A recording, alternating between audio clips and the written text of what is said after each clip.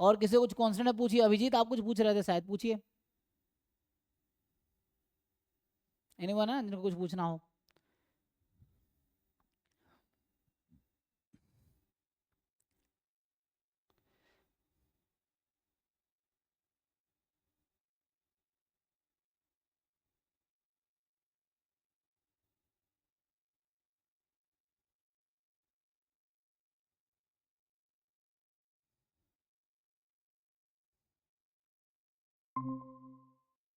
Sir मुझे एक पूछना था। जी पूछिए सोहम। सर जॉइंटली सफिशिएंट में हम वो जो करते हैं कि पहले पैरामीटर का पहला सफिशिएंट स्टैटिस्टिक, तो ऑर्डर मैटर करता है उसमें, या दोनों रहेंगे तो नहीं, कम? ऑर्डर वैसे कोई इम्पोर्टेंट नहीं है जनरली।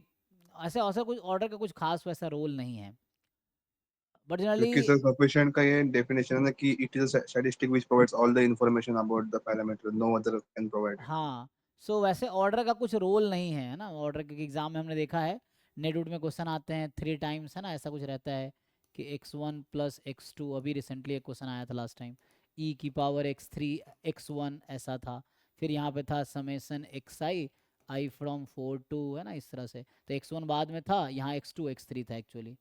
ये पॉइजन वहाँ पे शायद एक्सपोनेंशियल था आई थिंक, या पॉइजन था पॉइसन थीटा था उसमें। और आपसे पूछ रहा था सफिशिएंट है कि नहीं, तो ये सफिशिएंट आएगा। x2 + x3 e⁻x1 summation 4 to n, sample size n है अगर, x1 x2 xn Poisson theta से है। तो इस तरह कोई ऑर्डर, ये पहले होता तब भी होता, बाद में है। तो ऑर्डर का कोई खास रोल नहीं, मतलब कोई ऐसा कोई पर्टिकुलर रोल नहीं है। वो ज्वाइंट लिखना है तो T1 T2 T3 T4 जो भी आपके अकॉर्डिंग लिख सकते हैं, तो कोई दिक्कत नहीं है ज्वाइंट के लिए। जैसे पॉइजन थीटा में आई थिंक आई गेस ये आएगा, सफिशिएंट आएगा, है ना।